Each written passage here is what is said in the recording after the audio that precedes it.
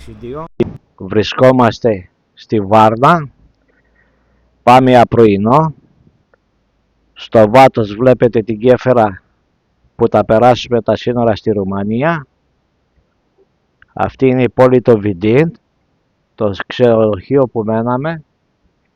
Χοτέλ Ρόφνο.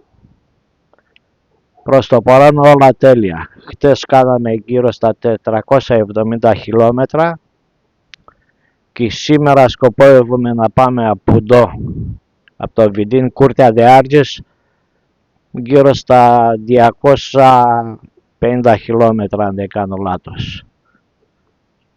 Εδώ με το φίλο το Κώστα που κάνει selfie και φωτογραφίες με το τοπίο. Εδώ κοιτάτε το ομορφόπεδο και το αρχηγός της διαδρομής. Πάμε τώρα να δούμε και το self-service πρωινό. Κάτι καλό έχει εδώ.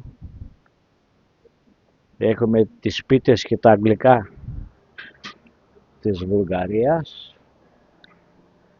Αυγά, τυριά, τα πάντα τα καλά.